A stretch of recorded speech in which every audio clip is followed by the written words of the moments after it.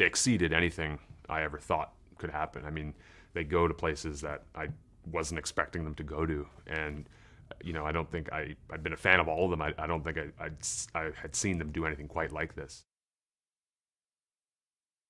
Going back to kind of the start of the process of you two collaborating together, what was it about Ian's novel that first kind of attracted you, and then what was it about Garth's director that attracted you? Well, when I started reading the novel, it was immediately visual.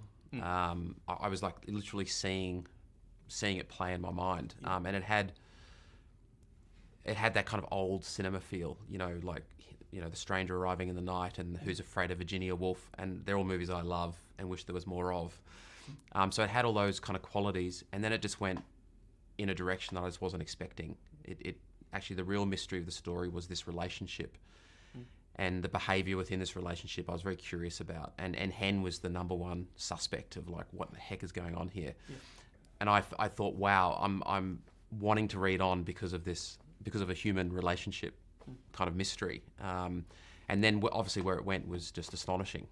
So I guess it was it had to be a movie. It was such a creative way and such a entertaining way to kind of take an audience into a beautiful human question.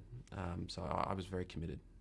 And I had the chance to meet Garth when he was interested in the book, and I'd been a fan of his work. He's such a visual human filmmaker, and to me that was really appealing for a story like this, because there are these elements of space and AI and somewhat science fiction, although it's not really science fiction.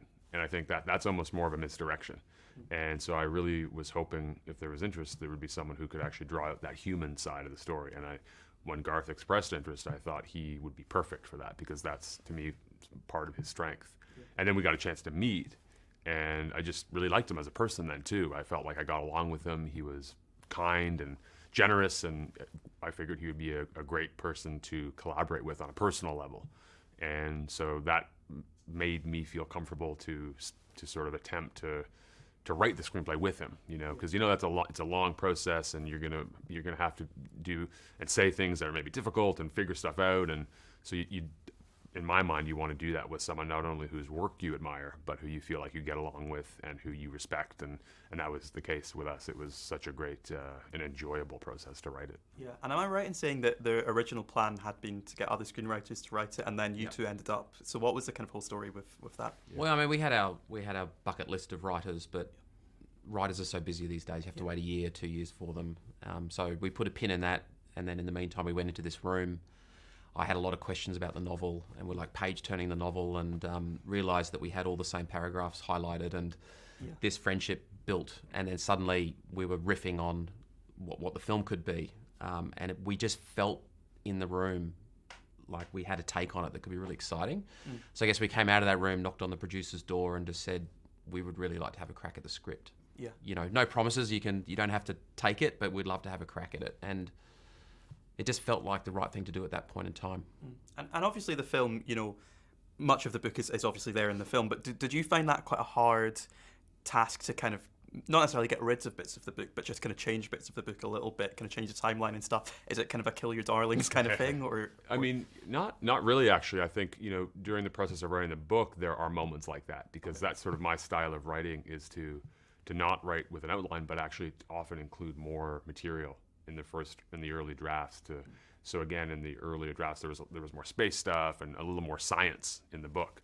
But over time, I started to remove that, and sometimes that can be difficult, because the writing might be stuff I'm like, I kind of like this writing, but if it doesn't have to be there, if it's not relevant for the story, it makes sense to remove it.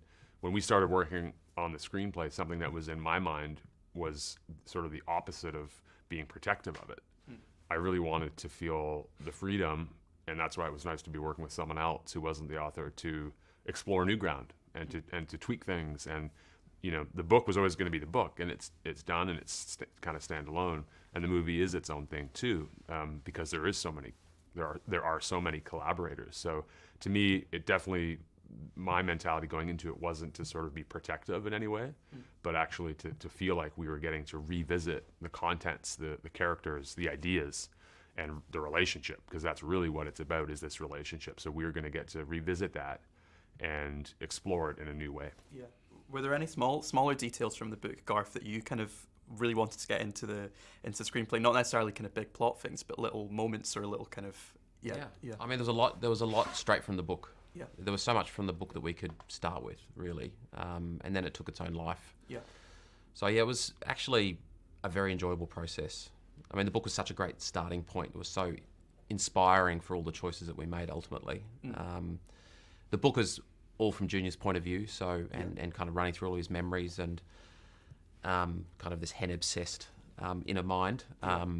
So I guess we had to kind of find a way to make that a more kind of a cinematic and kind of watchable process. So that was fun.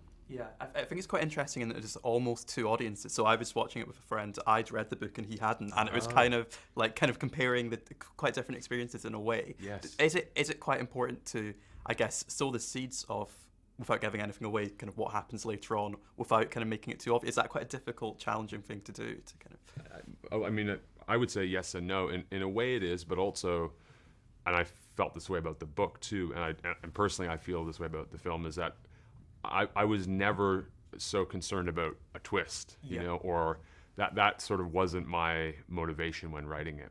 It just ended up being sort of a narrative technique to kind of tell this story and to try and tell it in an interesting way that felt kind of new. But it wasn't that. It never was in my mind to think, oh, I'm going to sit down and write something with a twist or to surprise people. So that part of and I felt that way with the movie too. If some people are kind of surprised by the end at something, that's great, and that's their experience. But if someone isn't, if there are things that they see in the movie from the beginning, or that's great too, because I think either way, it's really trying to understand what's happening with this couple, between Hen and Junior, and that sort of, whether or not they're kind of surprised by something at the end is not as important. Now that's how I've always felt, but I'm not sure. Well, I mean, I think ideally you watch it twice, and you watch it fresh. That would be the greatest experience. But people do watch it a second and third time and really enjoy it. So there's obviously enough there. There's enough depth there to, it's not just about a reveal or a kind of a structure. It is a very deep portrait of this relationship with lots of great metaphors and themes. So there's so much there to kind of absorb and interpret in your own way. That's what I love about the material. It's unusual to find something that can actually work twice. It's and be different, and the second viewing, I think, is very rewarding as well, and a different type of ride. Yeah. As you've mentioned, obviously the relationship is at the heart of it's a relationship story really, and so naturally you need two great actors, and in Saoirse Ronan and Paul Mescal, obviously you've got two great actors. But I just want to ask what that process was like in finding them. Was it quite a long casting process, and in terms of kind of matching their chemistry, what were the kind of stages you needed to? Yes, it was. It's always a long casting process, and it's so critical for this film. The cast was so critical. Hen was the first one that we wanted to cast, and she's the spiritual heart of the story. And I definitely had this feeling I wanted to find someone that emanated this kind of beautiful personality, this kind of light, inner light. I thought that was very important. Something that was not about acting, and so that brought Saoirse Ronan to the top of the list in many ways. I mean, it doesn't matter what character she plays, she's got this lovely light that kind of comes through. And that was important because even on the first time viewing, Hen is a tricky character. She's behaving in ways that are erratic, hot and cold, and I wanted the audience to feel, even though some tough moments, they were kind of want to go on the journey with that character. So Saoirse has all of that. And then, you got to work energetically, who's going to have the right chemistry with her, a believable couple, and that's when I came across Paul Mescal, who I met in Sydney, and he was crazy about the film and really wanted to play Junior and really wanted to go into this relationship and all of those different characters he had to play, and it was just lovely that they had the shared Irish heritage. It was like it was not something we were planning, so that just made that couple feel so believable on screen. And then probably the trickiest character to cast was Terence. And then we came across Aaron Pierre, who just brought such such beautiful choices to Terrence's actions and the reasons behind why he was inventing this stuff. He kind of found really believable choices for that, which is not an easy feat. Yeah, yeah. This is obviously the second time you've had a novel adapted for the big screen. Is it still quite surreal seeing these characters you've created inhabited by these actors? Like, does it change the way you think about the characters at all? Or It is surreal, but in both cases, actually, it exceeds what I imagine. I think because when I first start in both cases writing the novel, I'm actually not really imagining sort of real people. There are these nebulous ideas in my mind. I know the characters very well, but I'm not so much thinking about them physically, or imagining them being embodied in that way. And so it kind of comes as a pleasant surprise to then see I mean, I knew when we cast Foe, the three actors that we got, I couldn't believe it. These are such great, talented actors, and I was so excited to see what they would do, how they would interpret the material and bring something to it. And they exceeded anything I ever thought could happen. I mean, they go to places that I wasn't expecting them to go to, and I don't think I've been a fan of all of them. I don't think I had seen them do anything quite like this. So I'm so grateful to them that they were willing to do that and really willing to really commit to these roles, and that just that they were drawn to the material. It was really nice. Yeah.